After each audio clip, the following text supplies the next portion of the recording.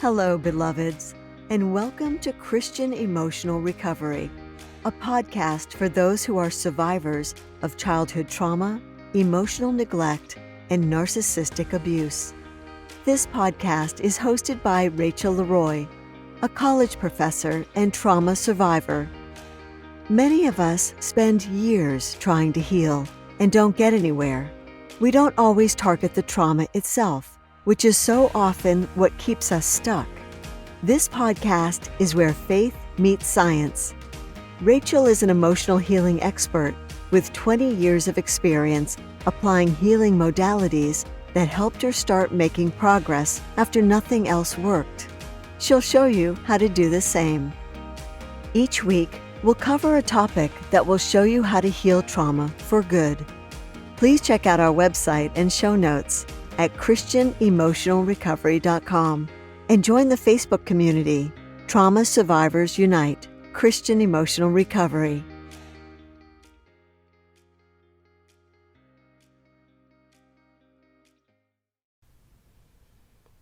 Hello, everyone, and welcome to Season 4, Episode 8. Season 4, Episode 8. I'm your host, Rachel Leroy, and this is Christian Emotional Recovery. And this episode is Therapies and Practices to Release Trauma from the Body. Therapies and Practices to Release Trauma from the Body. And this is Episode 8, Season 4. And this episode, I'm going to go over some of the therapies that I talked about a couple of years ago. This episode, I'm going to talk about some of the practices I talked about a couple of years ago. And of course, I've mentioned these on other podcast episodes. But I think it's been a couple of seasons since I've covered specific therapies and practices as an exclusive episode that can help you heal trauma from the body. So I wanted to go back over that partly as a refresher and partly to share some different strategies and practices and therapies as well, to kind of give you an overview and a refresher and some new stuff as well. And also I'm going to talk a little bit about biofeedback. So I'm going to talk a little bit about a different therapy that I haven't really talked about before as well. And I'll be honest, I've used a lot of these therapies and practices, but I have not used biofeedback with a therapist. I have done some on my own, but not in any particular trauma healing capacity. This is new for me as well. So I've been studying this and I'm having an increased interest in biofeedback.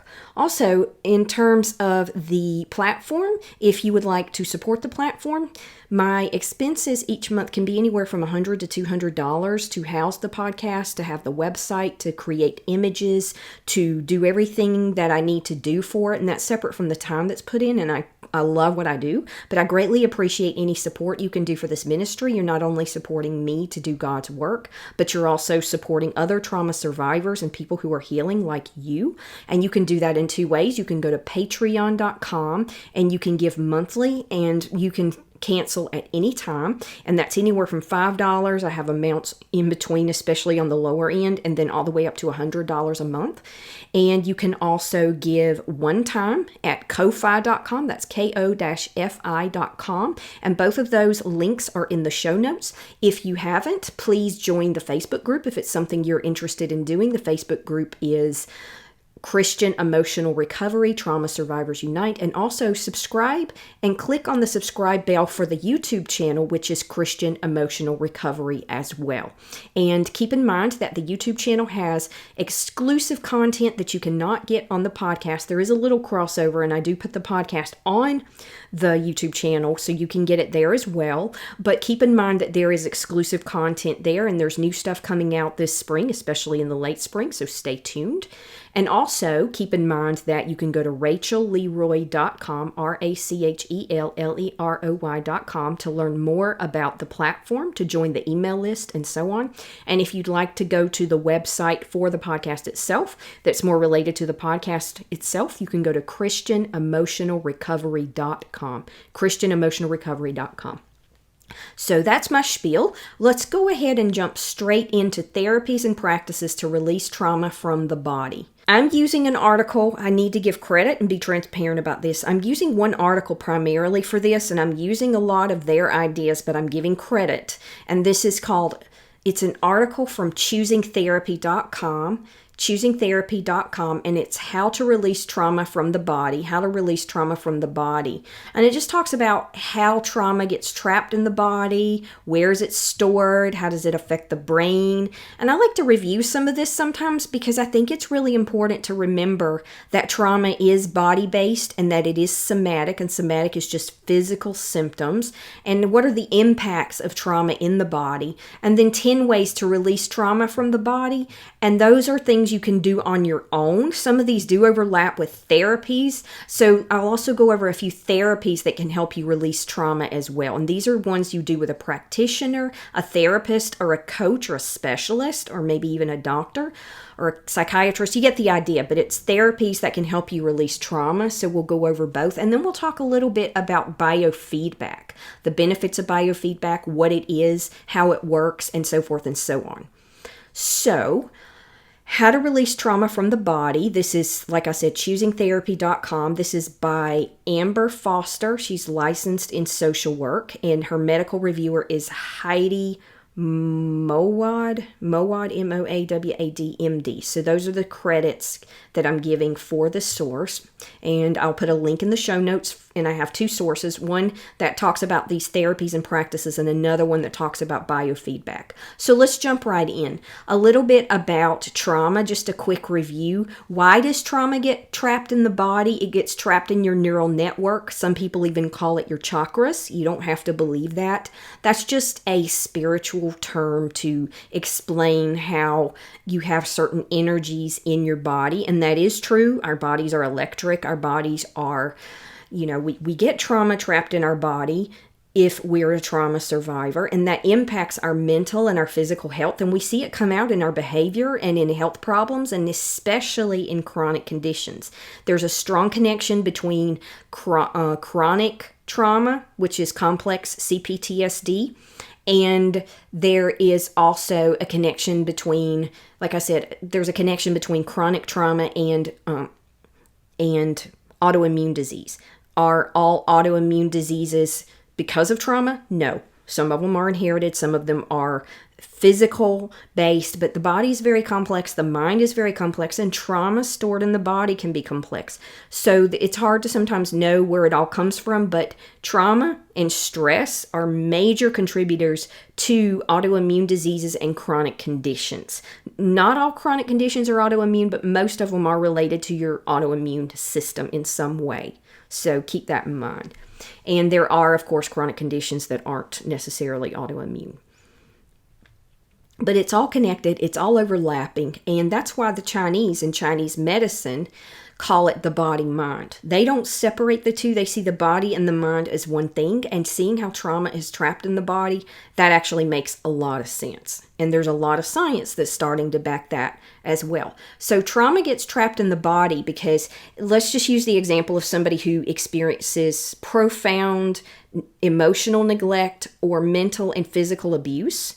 And they, when you're little or even when you're older, if you feel unsafe, unconsciously, without even meaning to, your body will end up in fight or flight mode, because fight or flight mode is your body's way of trying to keep you safe, and it's your stress response. So your sympathetic nervous system, which is that stress response, your parasympathetic nervous system is the one that cools everything off and helps you calm down. So this is all related to the nervous system, and there's a strong connection between your immune system and the nervous system. This is just me coming up with the stuff that I know about with this, that scientific stuff that I've read.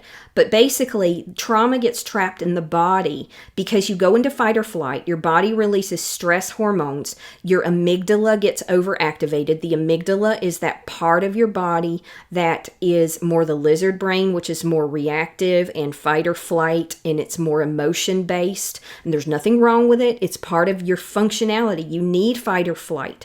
If there's a threat, you need to be prepared to run, and you need that cortisol, and you need that adrenaline, and you need all of those stress hormones to help you to get out of a situation that's survival. That's why in some of these crazy cases, people are able, a 100-pound 2,000-pound woman is able to lift a 2,000-pound car off of her child if there's an accident or something. So, this is, that's a freak situation, but it gives you an idea of what those stress hormones can do. But you can also imagine what loading her body with all those hormones can also have to do with her physically. So trauma trapped in the body is both physical and mental. So if there's a threat that's too intense or prolonged, if you experience neglect or emotional abuse and you don't feel safe and you get in that fight or flight over and over and over and over again, after a while your nervous system becomes overwhelmed and your body literally cannot figure out how to shut that down. And so you end up by default being in fight or flight more of the time.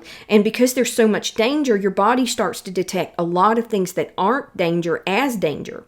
And with the amygdala, what happens is that your body, when you have something come up that triggers trauma, when you have a trigger, your amygdala doesn't know the difference between something that happened in the past that it was triggered by and the trigger now, even if it's not a true threat.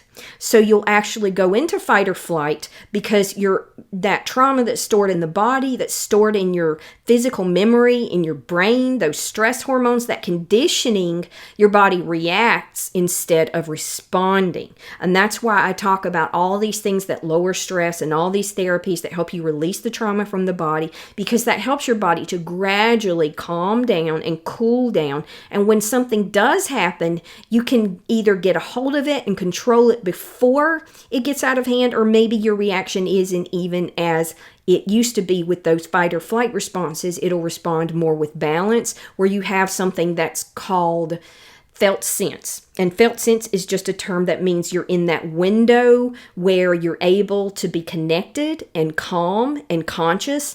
And that's where your prefrontal cortex is in control, and you have more space between a trigger and a reaction. And instead of a reaction, you choose to respond. And your body doesn't feel with all those chemicals and stress hormones, or if it starts to, it backs it off, and you're able to calm your nervous system down. And so that's how trauma gets trapped in the body. And the article says, where is trauma stored in the body? Well, it's stored in various places. It says physical tension, especially in muscles and tissues, often result from the body's stress responses during a traumatic event. Additionally, the heart, lungs, and digestive system, which are associated with stress response, may be affected. Finally, memory of traumatic events can be stored in the brain, as I was just saying, influencing emotional and behavioral responses.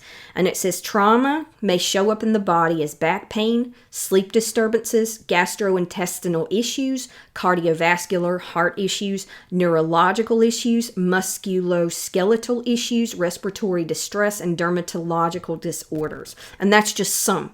Chronic conditions and autoimmune are often related to stress and trauma. So how does trauma affect the brain? This is still the article, and it says that the brain is impacted to include the way a person processes information and their ability to recall things and to focus. Additionally, trauma can make it more difficult to self-regulate. Self-regulating is what I was just talking about, where you choose to respond, where your parasympathetic nervous system takes over and you're able to calm down by using some of these practices to help you. The brain will also release stress hormones such as adrenaline and cortisol when experiencing a threat, and that's where you go into fight or flight. You go into fight or flight, you sweat, you shake, your heart beats fast, your breath speeds up, your muscles tense, and that is okay once in a while, but if you do it over and over and over, or if you're doing it over a long period of time, or a combination of both, that's most likely chronic trauma, and your body can only take so much of that, and that's where there's a price to pay. And your body just cannot keep up. And that's why you can have issues with your neurological system, or you can have an autoimmune response or something like that, because your body just can't compensate, and it impacts those depending on the person, their genetics, their unique situation, their health, their lifestyle, their gender, their age. A lot of things impact that, of course. So what are the benefits of releasing trauma from the body? So obviously, it can help your physical health. I think that's something that improves more gradually over time, but I think you can have immediate benefits if you haven't done healing practices. And it can help you to start feeling better and having a better response when a trigger does happen, and or if you're in regular situations that may be a trigger when they shouldn't be, you're able to respond to those in a healthier way. So it helps you to express your emotions in healthy ways. It helps you to put those back in balance. It helps you to put your prefrontal cortex back in control, which is the part of you that is the sort of the control center where you're calm and you make choices and it's more logical.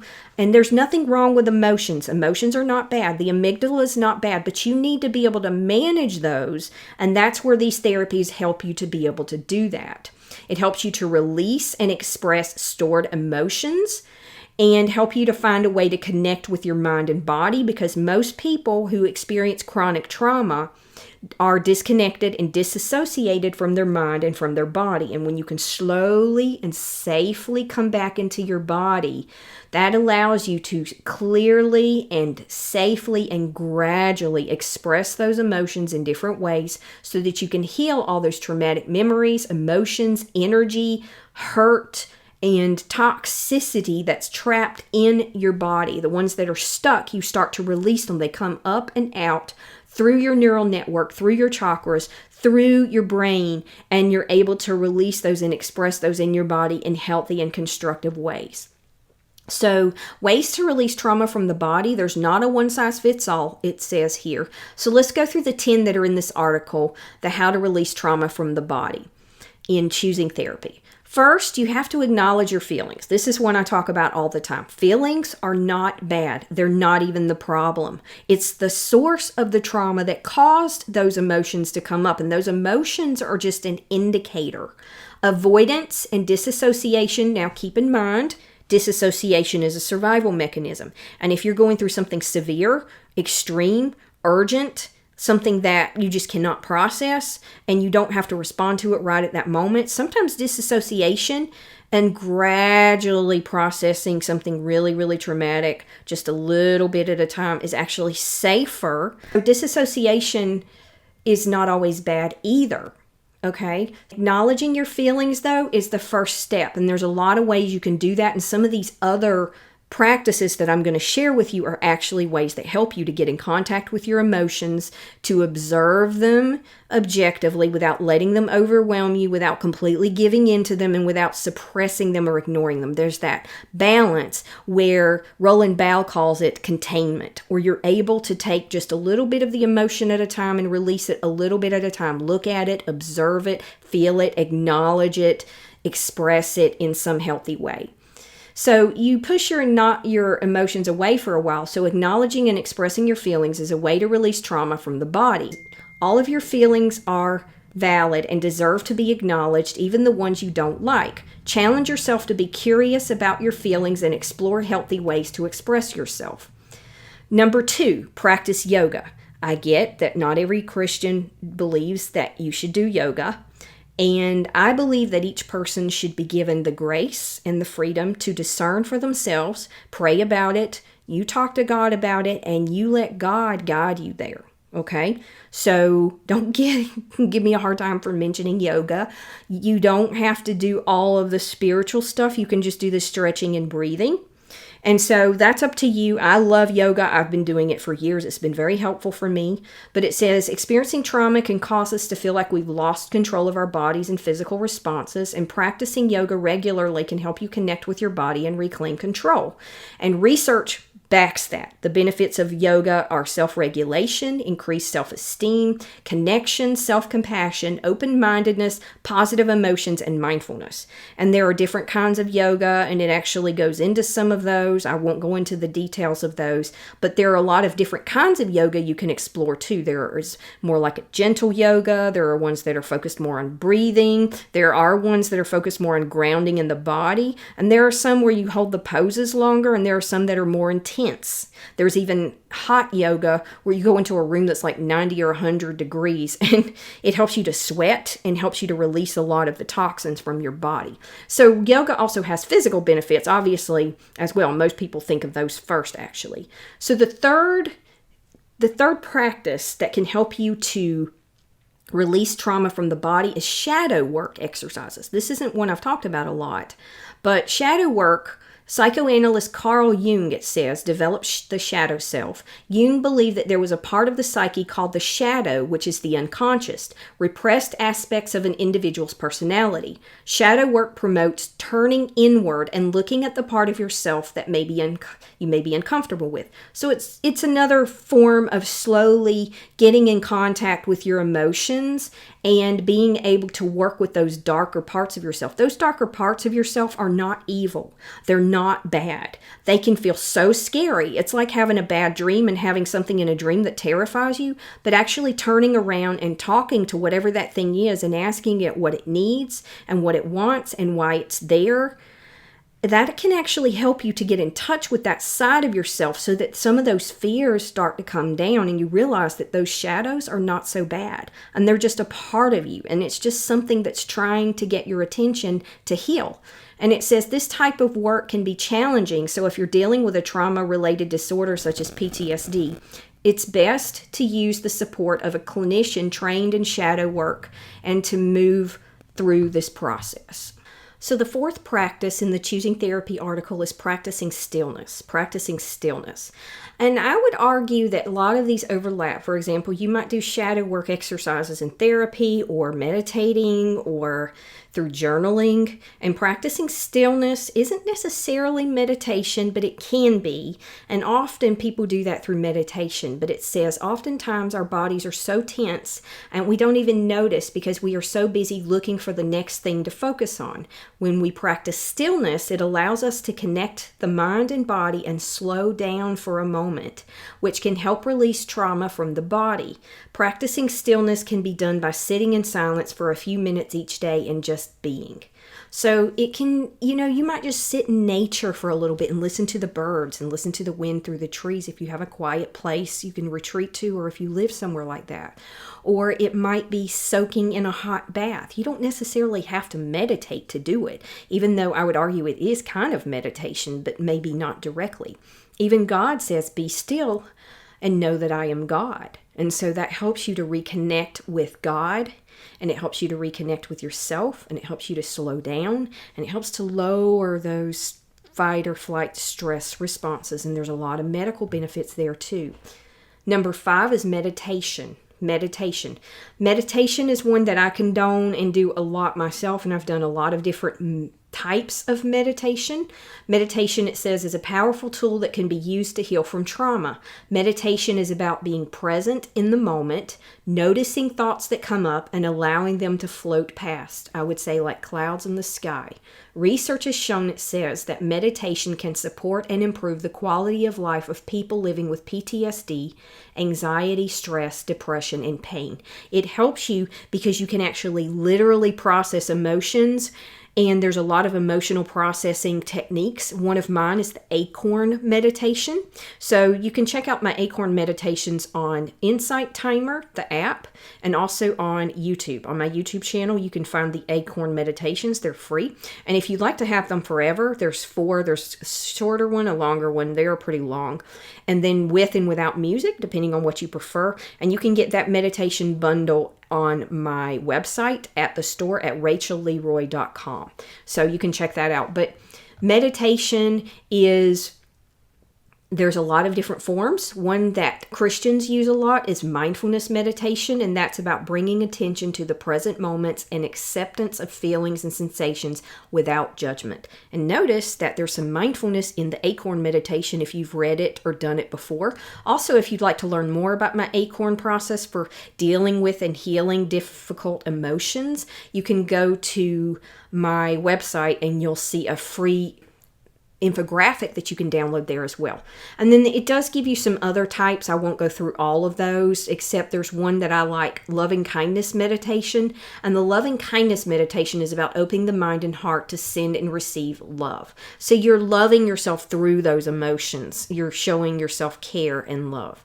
And then number 6 is self-care. Let me go back a little bit. If you like, you can also picture God's love. That's another way of doing a healing meditation. So you can do Christian meditation as well and do it in a way that makes you feel like you're doing it in a way that works for you.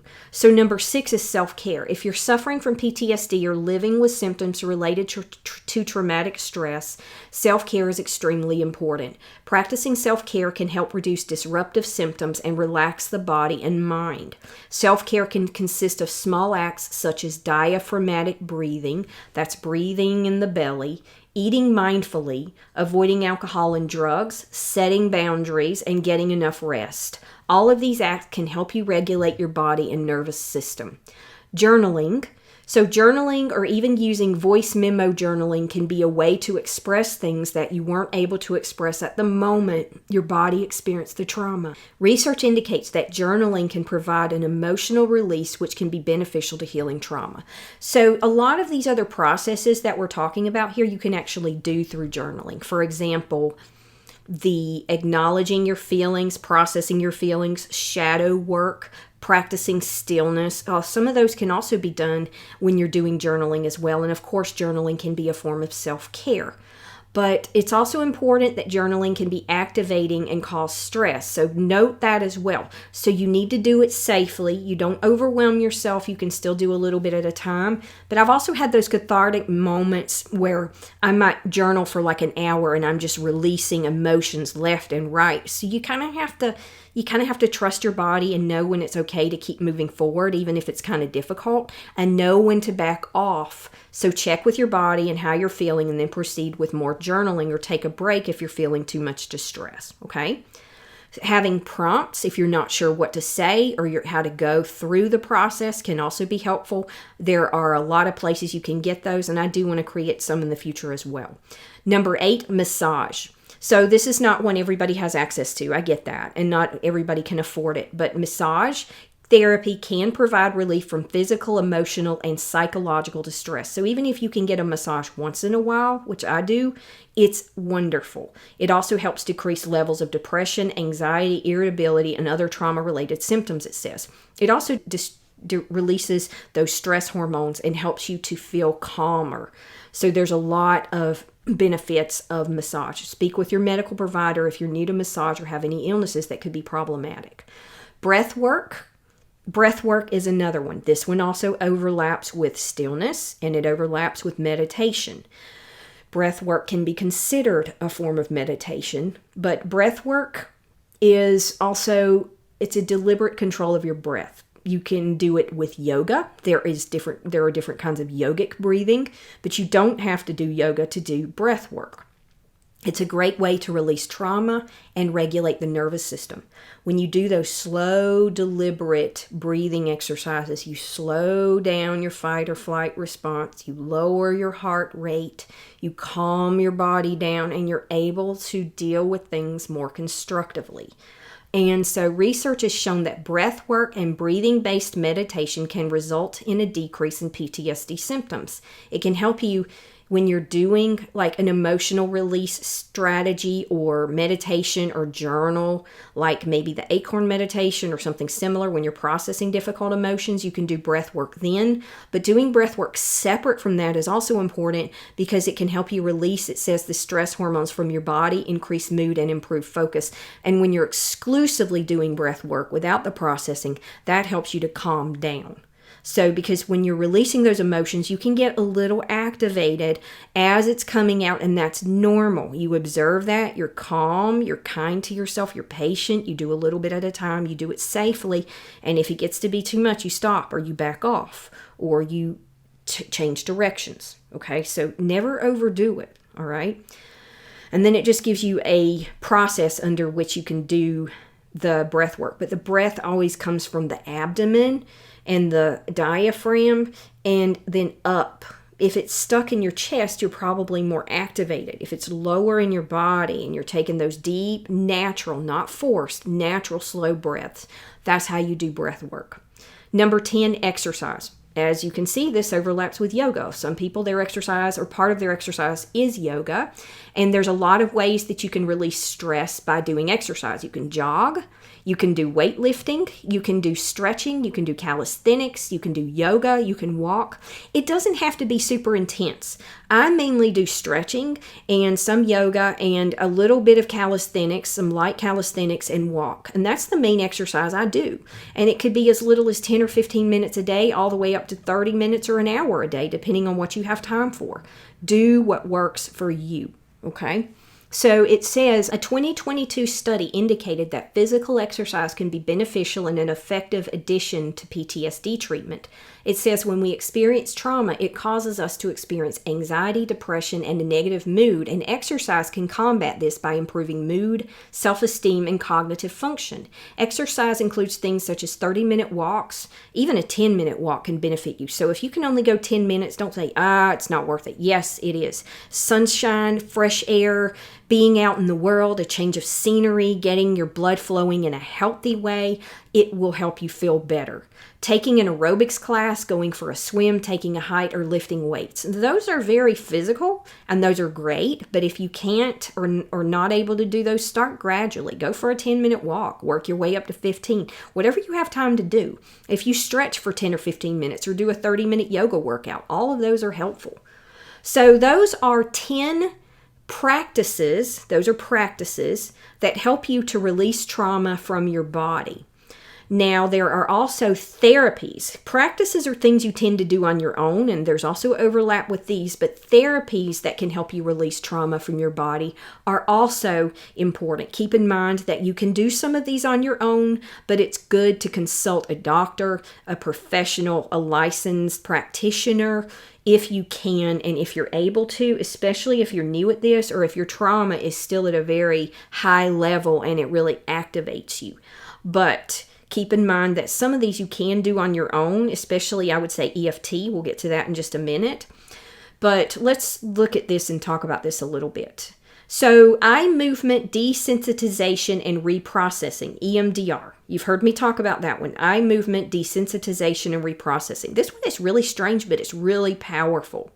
I've done it some on my own, but I haven't actually seen a therapist that does it. But it's supposed to be very powerful, and there are actually apps where you can do it on your own, but just proceed with caution if you do that. Okay?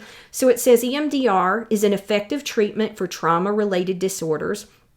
This modality hypothesizes that traumatic memories are stored improperly in the brain and thus cause somatic and psychological symptoms. An EMDR therapist will guide you in reprocessing these memories in order to help alleviate the disruptive symptoms the memories are causing. Basically, it takes those memories that are trapped in your brain and your body. You bring one up safely with a practitioner and you do this sort of eye movement thing. It's kind of weird, but it works. Think about REM sleep. You've seen people and animals in REM sleep where their eyes are moving. Our eyes move when we're dreaming, and I think it's kind of the same thing. We're processing our day, we're processing our emotions, we're releasing things. But in dreams, it's kind of unconscious, it's random. But when we do it with a practitioner and we do it directed at a specific event or a specific emotion, it's more powerful. So keep that in mind as well.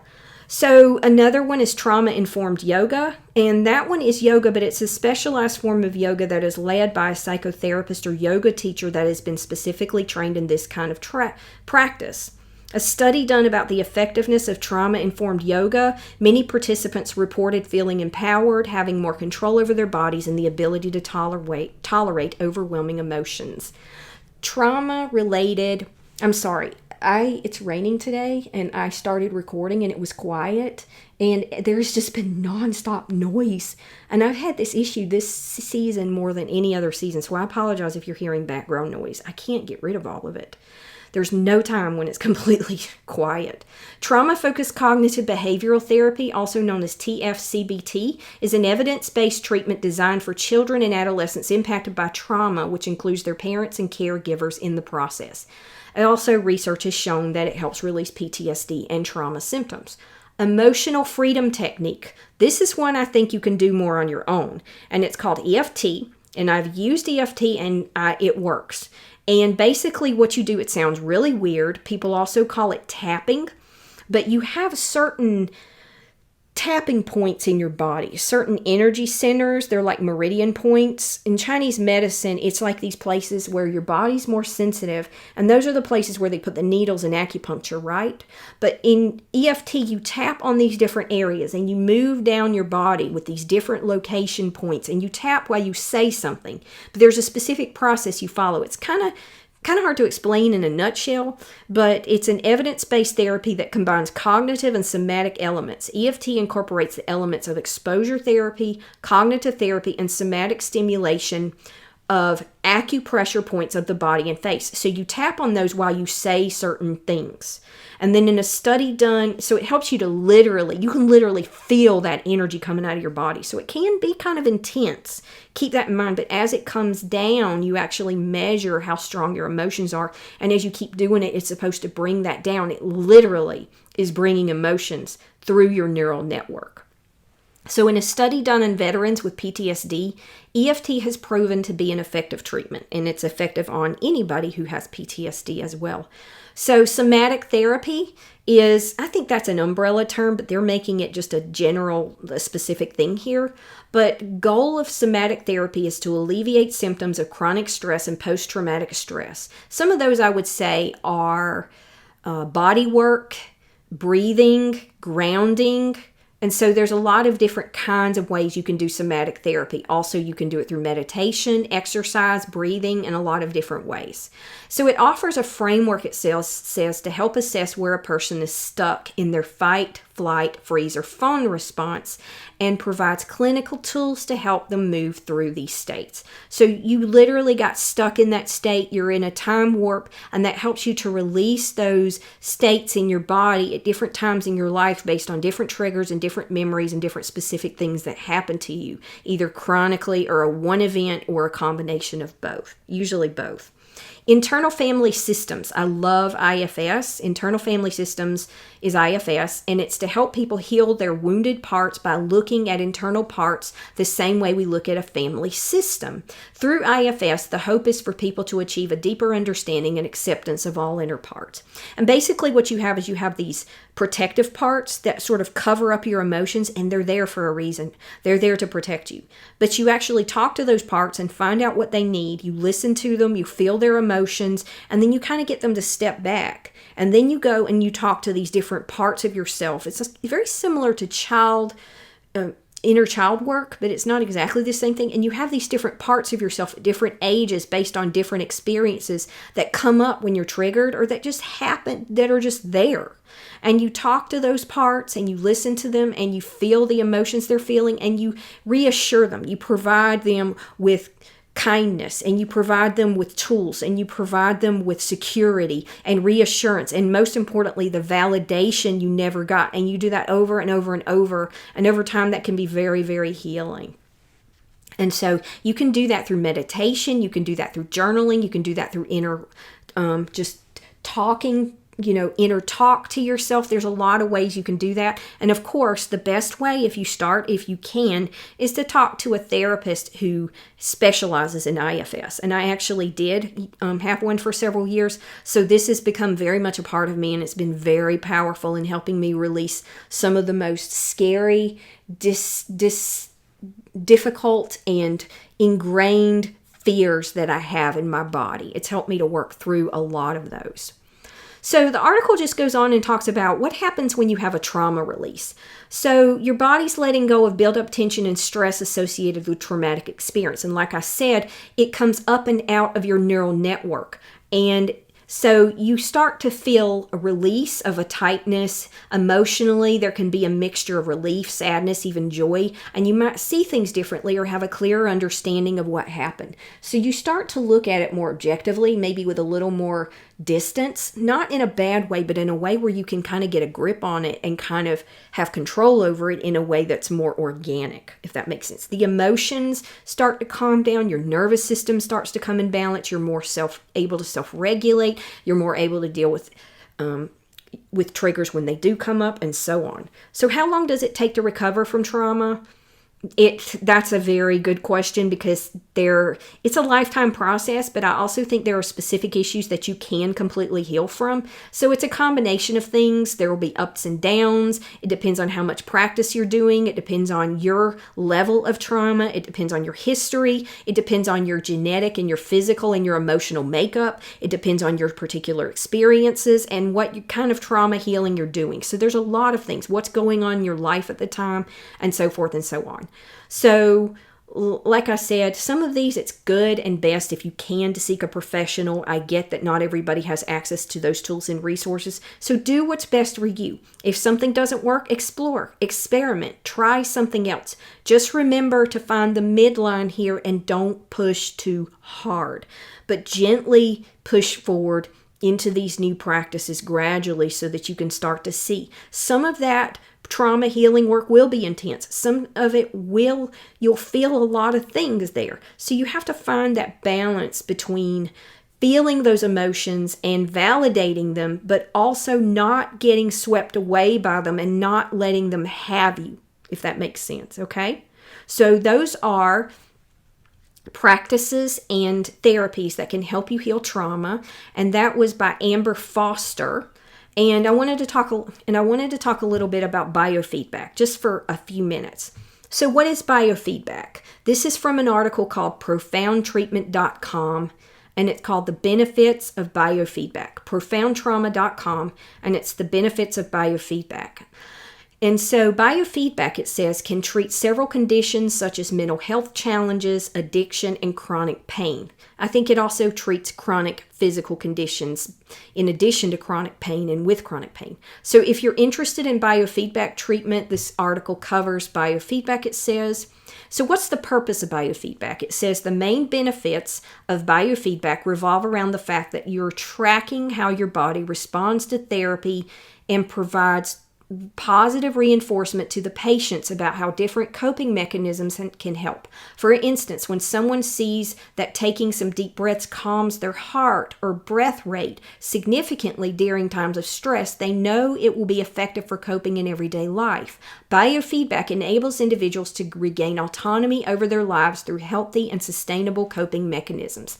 So what happens with biofeedback is a lot of times they'll connect you to a machine or a scanner or something that takes vital signs or that measures certain things in your body, and then you do these therapies while you're hooked up to these machines, and then it makes you aware of how your body's responding. And then as you start doing these things, your body starts to calm down. And so not only does the calming down process itself help heal you, but being aware of it helps increase the power of how much doing these therapies can actually help you. Does that make sense?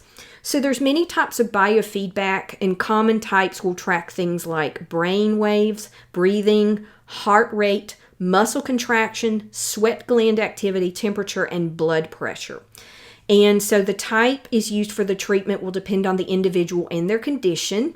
For example, you could do EEGs with brainwave feedback, and it's common for treating conditions like mental health and substance disorders, substance abuse, or substance misuse, a lot of people call it now.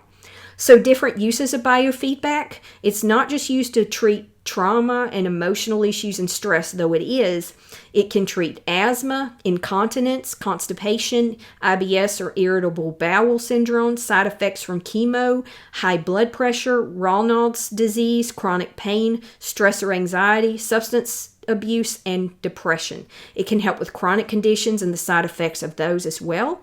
And studies have shown that biofeedback is effective for those conditions.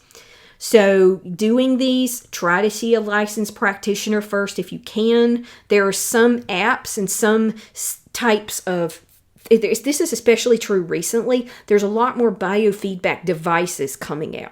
So again, just be careful, use your discernment, pray about it, whatever resources are available to you. And you can even do some of these without paying anything. So there are strategies you can do to help you with this. So physical benefits of biofeedback: you feel more in control of your physiological responses. It can reduce headaches and dependence on invasive treatments. It improves sleep, reduces pain, reduces urinary incontinence, faster recovery from injuries, and improved muscle or motor control. Mental and emotional benefits include mental well-being improved focus, better cognitive functioning, gaining more control over mood and stress. It can help with conditions like OCD, PTSD, depression, and other mental health conditions, and it reduces urges or addictive behaviors. Who does biofeedback? Well, it depends on the situation. It could be a doctor, a psychiatrist, a therapist, a psychologist. It could be, in some cases, somebody who has a license to practice this, like a practitioner or a coach. So licensed medical professionals especially are good to go to.